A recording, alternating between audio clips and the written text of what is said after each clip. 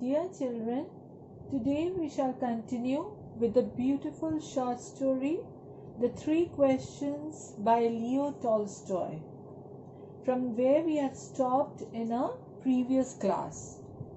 But before that, a short recap of the story till where we had done before.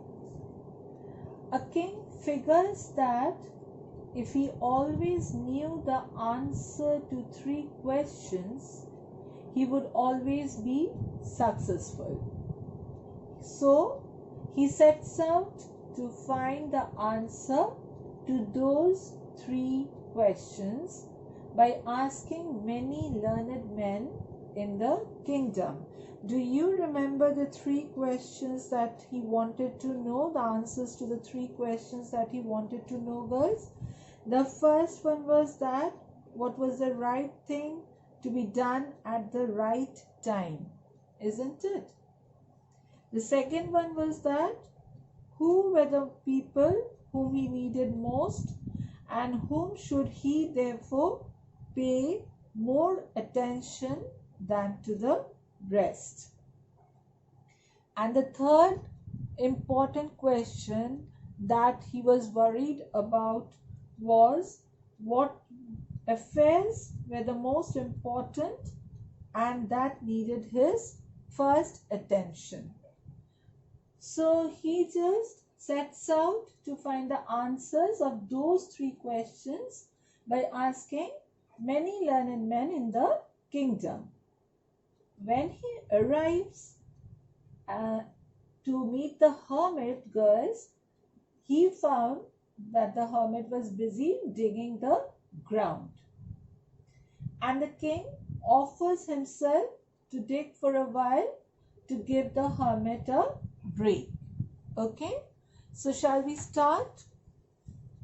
Okay, so the three questions by Leo Tolstoy. After reaching the holy man's dwelling place, the emperor found the hermit digging a garden. When he saw the stranger, he kept digging. So when the hermit saw the stranger, he constantly was at his task.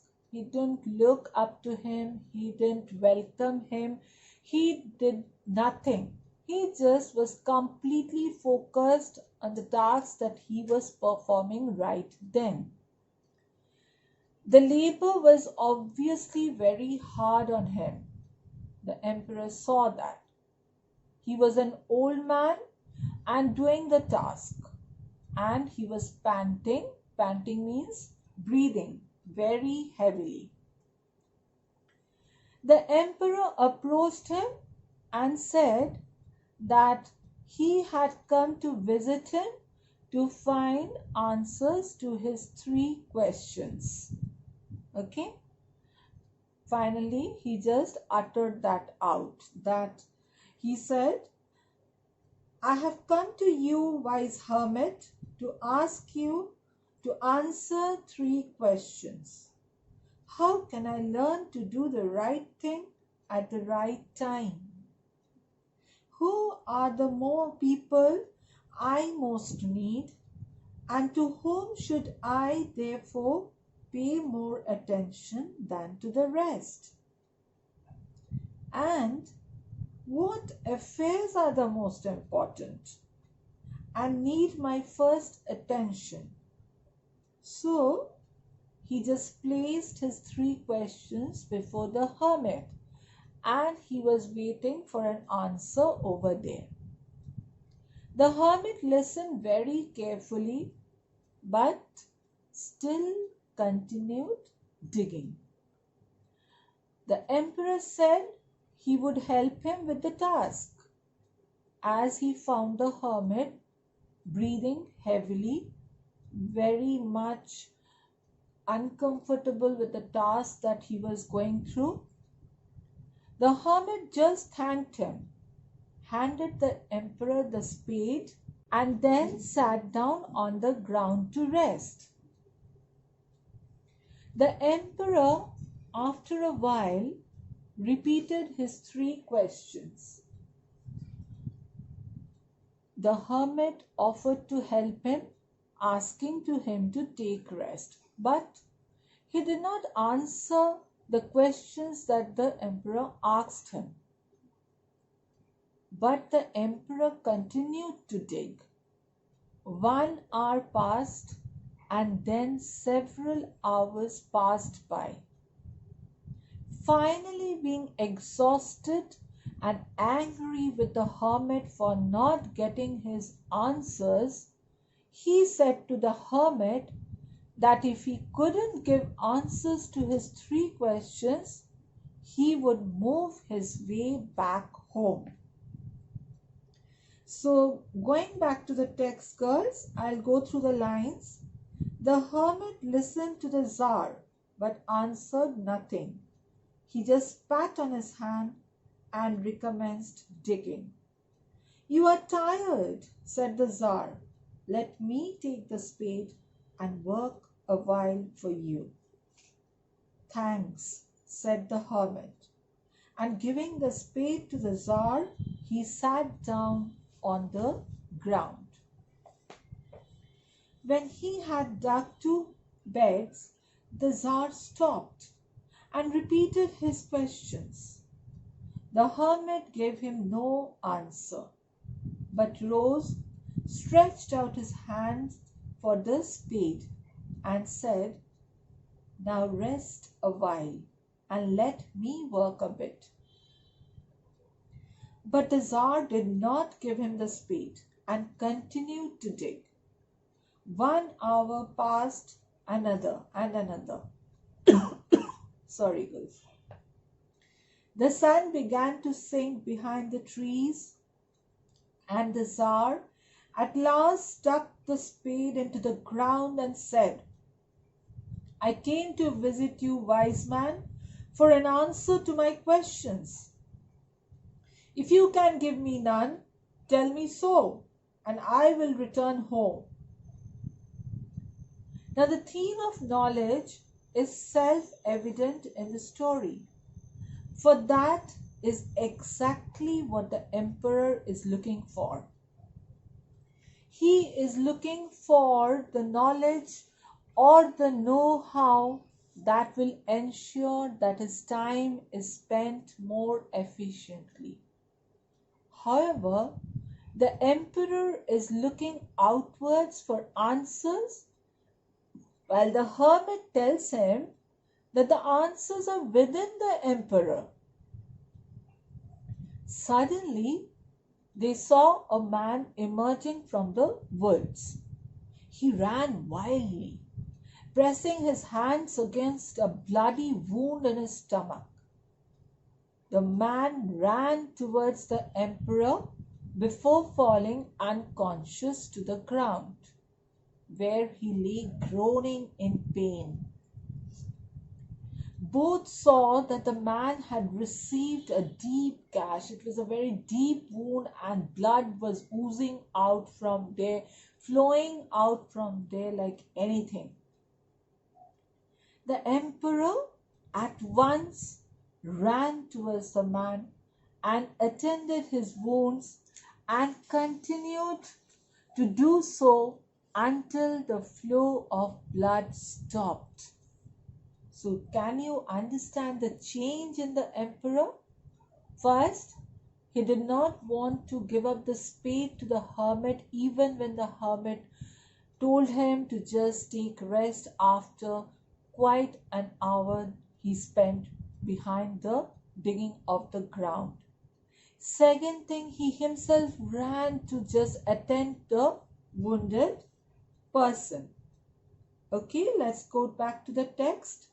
"Here comes someone running," said the hermit. "Let us see who it is." The Tsar turned round and saw a bearded man come running out of the wood. Wood means forest. The man held his hands pressed against his stomach, and blood was flowing from under them. When he reached the Tsar, he fell fainting on the ground, moaning feebly, very weakly. The Tsar and the hermit unfastened the man's clothing, there was a large wound in his stomach. The Tsar washed it as best as he could and bandaged it with his handkerchief and with the towel the hermit had. But the blood would not stop flowing, and the Tsar again and again removed the bandage, soaked with warm blood, and washed and rebandaged the wound. The emperor, being very tired after digging the whole day long and attending the wounded man, soon fell asleep. When he rose, he saw the wounded man looking at him in confusion.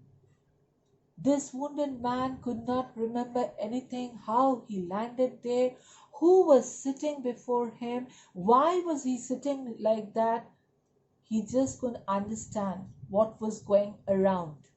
So he looked at the Tsar very confusingly. He was grateful beyond words. He said, "If I live, I vow to be your servant for the rest of my life, and I will bid my children and my grandchildren to do the same. Please, please grant me forgiveness."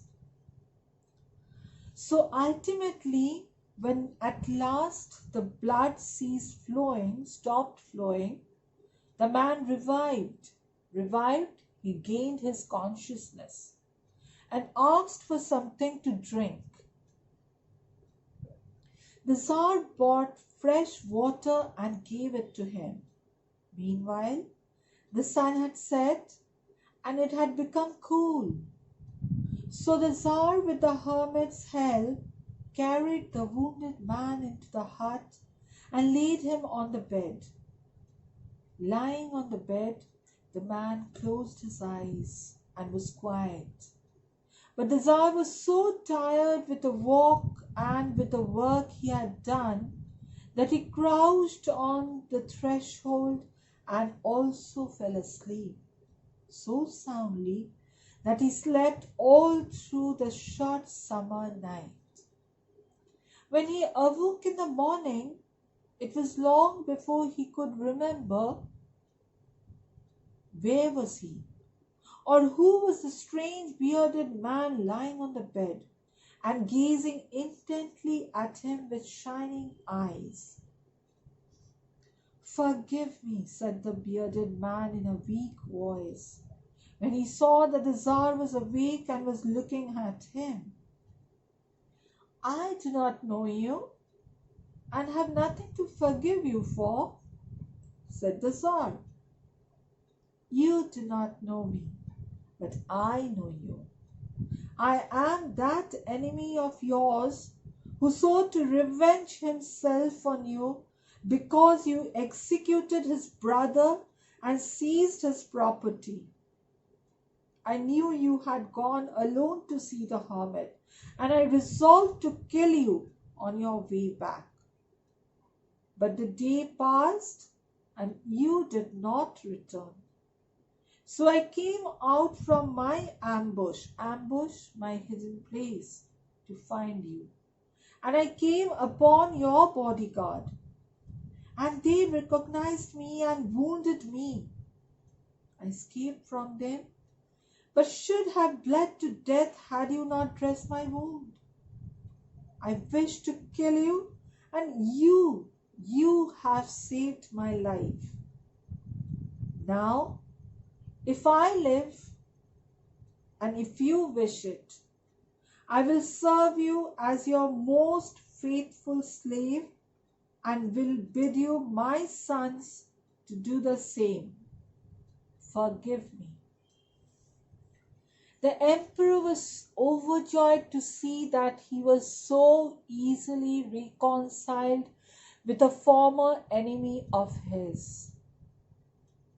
And truly, He not only forgave the man, but promised to return all the man's property and send his own physician and servants to wait on the man until he was completely healed. His actions towards the bearded man who wished to kill the emperor show that the emperor may not necessarily need others to answer his questions. He unknowingly was doing the task and he was there to get his answers from himself. He did not need others for his answers. But till then, he did not understand. The emperor could have ignored the bearded man, but rather he helped him. Right, girls? Isn't it? He really helped that wounded man. From this story, we can infer that the king is an inquisitive, kind, and determined king. He is inquisitive and determined because he does not give up in search for his answers. He is kind because he helps the hermit with his work and heals the injured man. The emperor could easily have ignored the bearded man, but rather he truly and very, very nicely helped him. He brought a man back from death, ensuring that the bearded man did not die. This most likely is the now that the hermit has told the king about. How it is important to deal with issues in real time. Similarly, important person in the king's life is the person he is dealing with all the time. In this case, it was when the king helped to dig a clay bed for the hermit and when he dressed the bearded man's wounds. At all stages of the story, the king had been aware of his surroundings, isn't it? I will go for the last part of the story which we will be dealing today. The Tsar was very glad to have made peace with his enemy so easily and to have gained him for a friend. Now this is a very, very difficult task, girls. To gain an enemy as a friend is really something good you can do about in life.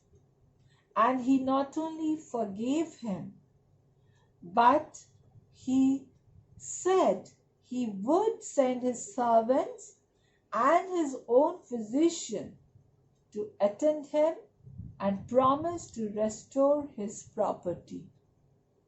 So this also proves, girls, that when we do something good to others, we feel good. Isn't it, girls? Let us always try to do that. To be good to others, to do good to others. And then only you will feel good about yourself. This is a beautiful story that through stages gives us certain moral lessons, I would like to say, about life. That which is one of the characteristics of Leo Tolstoy's stories or plays. And he just doesn't write a story for enjoyment. Every story touches our heart and it really gives us some lesson to learn in life. So girls, we are going to stop here today and we shall continue the last part of the story in our next class. Please do not stack your lessons now, girls.